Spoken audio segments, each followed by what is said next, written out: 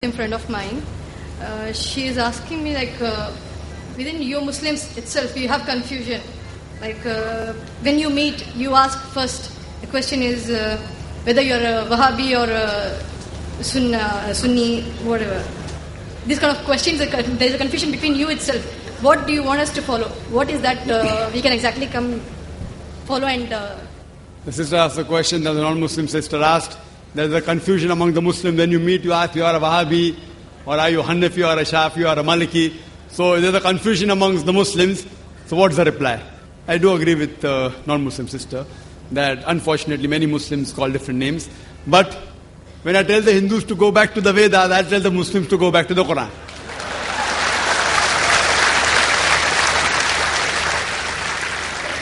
Allah says in the Quran, in Surah Al-Imran, chapter number 3, verse number 103, Allah says, وَاعْتَصِمُوا بِحَبْلِ اللَّهِ جَمِيعًا وَلَا تَفَرَّقُوا. Hold to the rope of Allah strongly and be not divided. We have to hold to the rope of Allah. The rope of Allah is the glorious Quran and the authentic Hadith.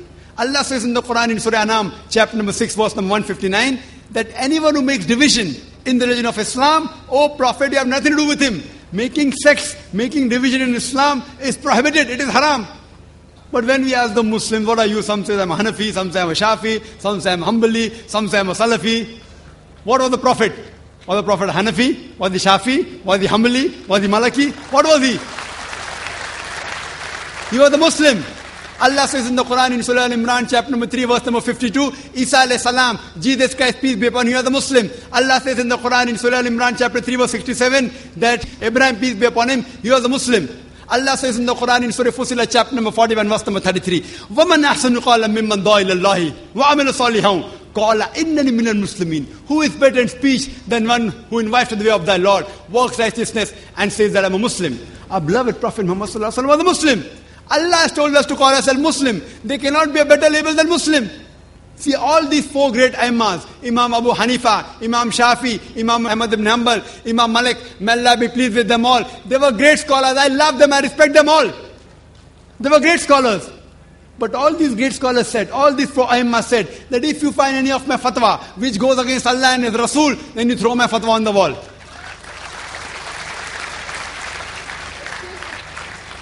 So here if you analyze that all these imams that came, they came not to make a new sect, they came for the people to go back to the original scripture, the Quran and the Sahih Hadith. So what we have to realize, that I know there are people who say that isn't there Hadith in which the Prophet said there will be 73 sects. It's Hadith of Tirmidhi, it's a Sahih Hadith, Hadith number 171. The Prophet said there will be 73 sects. Prophet didn't say you should make. Prophet knew that even though Allah says don't make, you're bound to make. So the best is to go back to Allah and His Rasul. And the best label you can have is call yourself a Muslim. Any scholar, let it be anyone in the world, let him be the biggest scholar of the world. You ask him for proof. Qul hatu burhanakum. Produce your proof if you are truthful. If you are honest, produce your proof. So any scholar, if there's a difference of opinion, you ask him for proof. Get the proof, check it up. Therefore in my talk I always give references. What I say, what Zakir says is rubbish in Islam. It is zero, nil. Therefore I say, Zakir doesn't say, Allah says, Qul huwallahu ahad, says Allah one and only. If Zakir says it is rubbish, zero, nil in Islam. If Allah says it carries weight. If the Prophet says it carries weight. So therefore sisters, Muslims should not be divided. We should call ourselves Muslims and follow the Quran and the Sahih Hadith. Anyone who divides the religion, they are going against the Quran.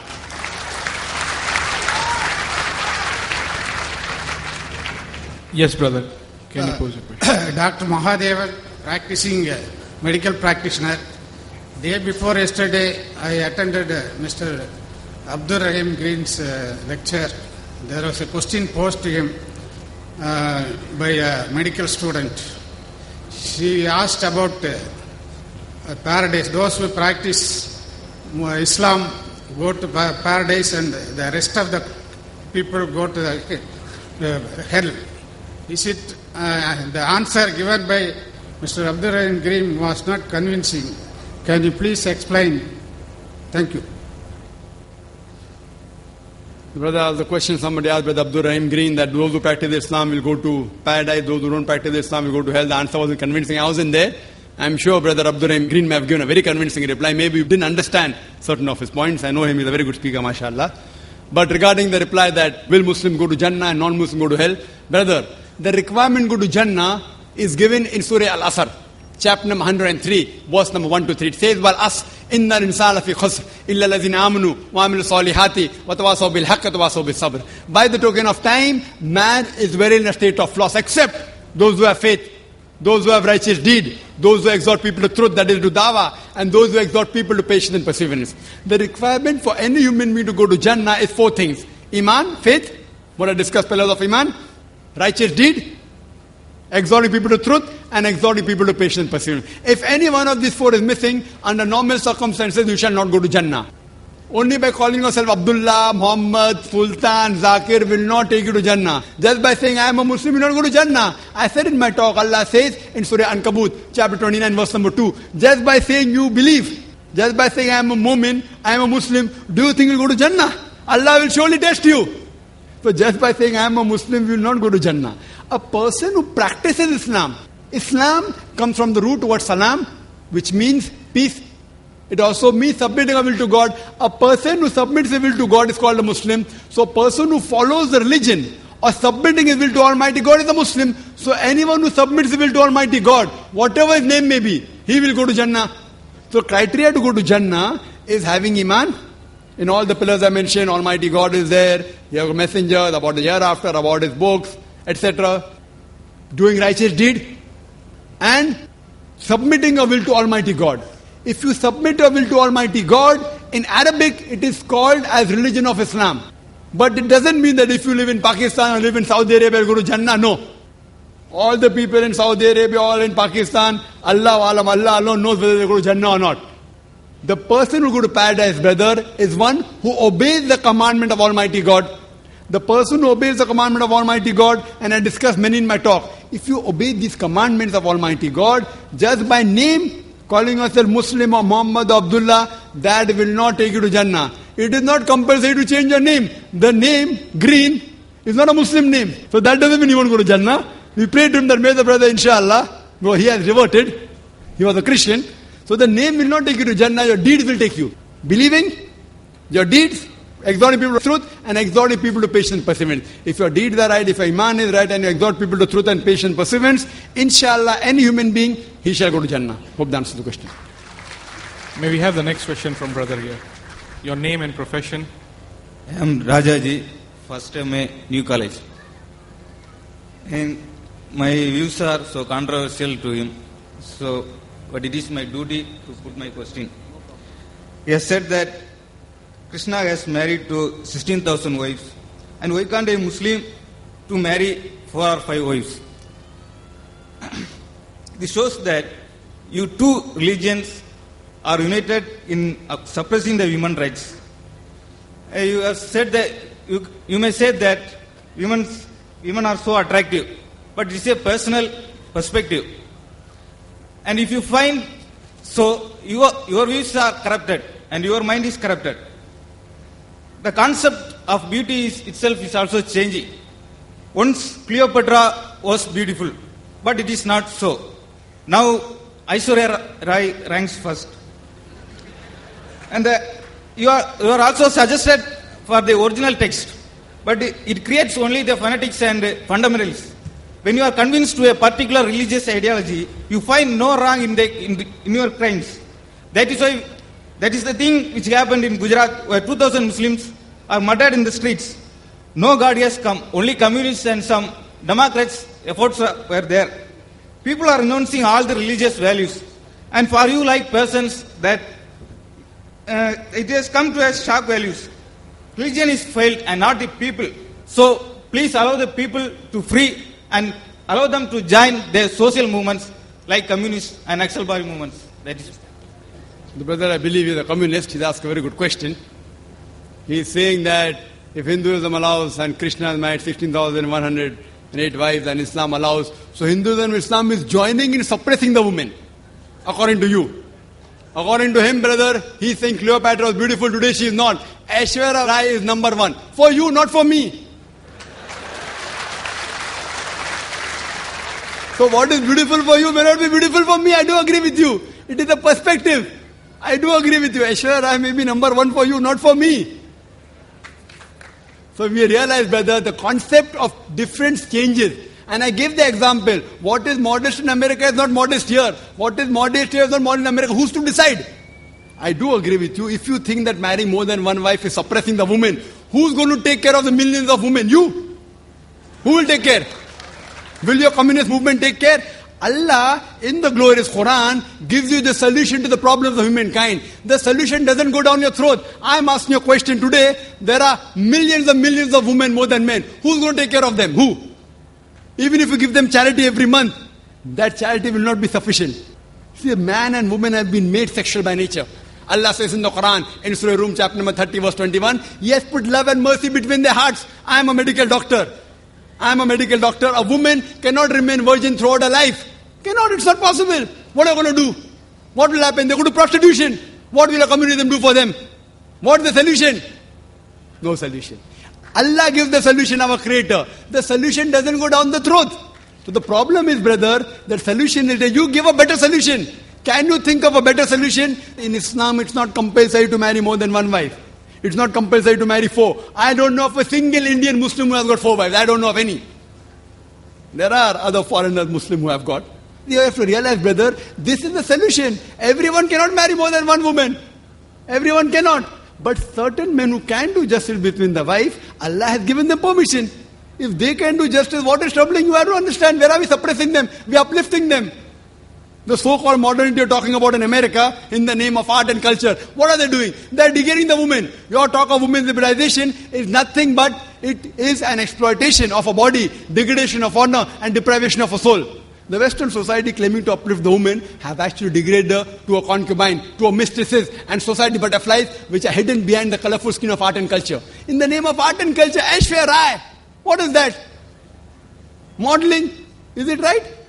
So the problem is, brother, you have to put your thinking right is important. We don't want to sell our daughters. We don't want to sell our mothers. If you want, you can do it. And the famous ad I'm told, which I gave the example last time, of the BMW. Someone told me, very famous ad. You know BMW car? It's a very famous car. Youngsters go in competition with Mercedes. In the ad, there's a woman standing in a bikini in front of that. Test driver now. Who, the girl or the car? What are you doing? In the name of communism, in the name of uplifting the women, you are selling your daughters, you are selling your mothers. We Muslims don't want to do it. We don't want to do it. In America, you can have mistresses, 5, 10, 20, no one can stop you. So in communism, having mistresses is allowed. Having more than one wife, you have to give her rights, you cannot ill-treat her, you have to give her honor, you have to give your property. That doesn't go down your throat. Who is degrading the woman, you or me? You know, in America, one of the most advanced countries, these Americans who talk about that Islam degrades the woman, do you know, out of those people accepting Islam, today Islam is the fastest growing religion. Out of those people accepting Islam, 2/3 of the people are women. If Islam degrades the woman, then why are the American women accepting Islam? Why are the American men accepting Islam? Who forced Dr. Abu Amna Bilal to accept Islam? Who forced Brother Abdul Rahim Green to accept Islam? Who? If you see the women, 2/3 of the people are women. They are accepting Islam. Why? If Islam degrades the woman, why will they accept Islam?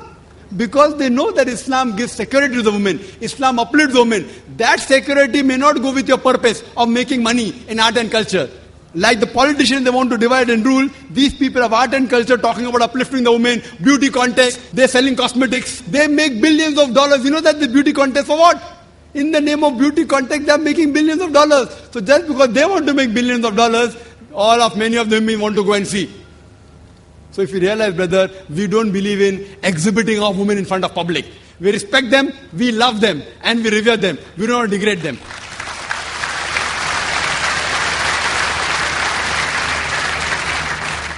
We have a non-Muslim sister. Yeah. The answer that you gave me, your logic and statistics made me think for a while. But I still have a point to be clear. Probably, at a previous point of time, in those days, men had to go to the battlefield.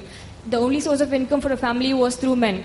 But now times are changing, and probably in the future, times will still more change, and women might go to the battlefield, and right now women are going for jobs, and probably the mortality rate for women might increase too. At that point of time, is it okay to modify and say that there can be just one wife for a man? After all, religion is for mortal creatures like us and not for God.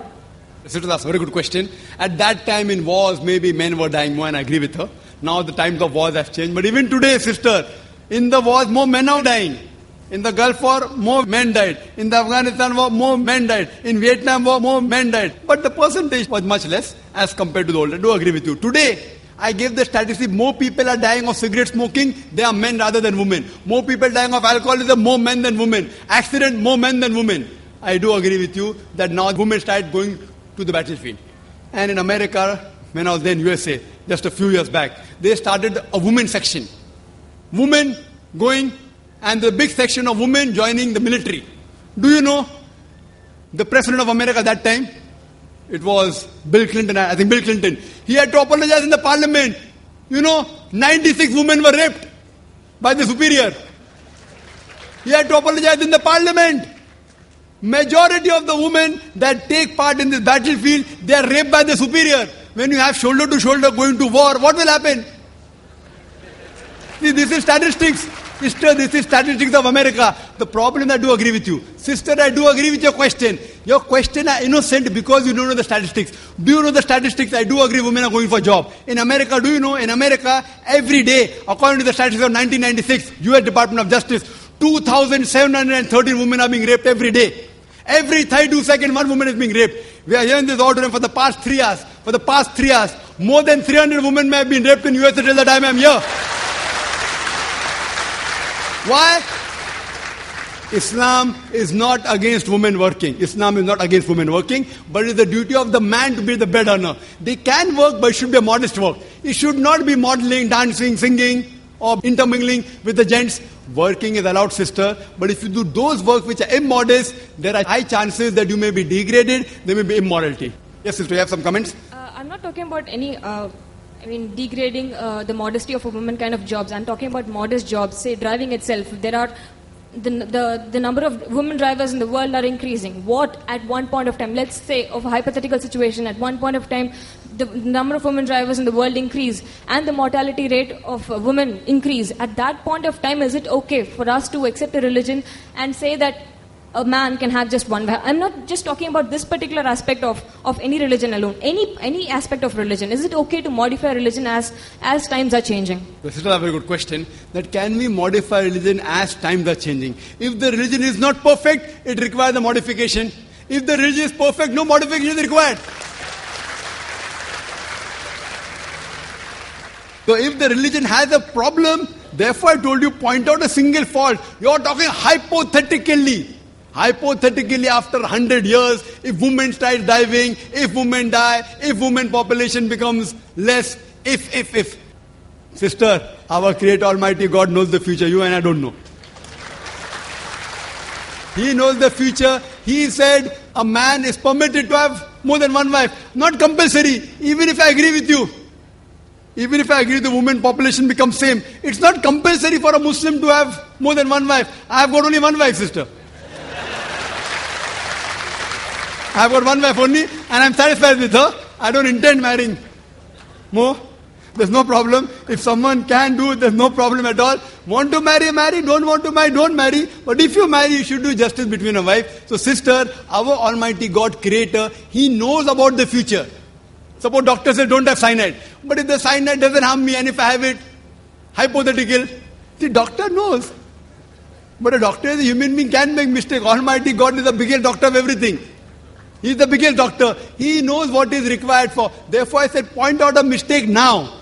Tomorrow there may be something, then inshallah, you can come and ask me the question tomorrow and then I'll give you the reply.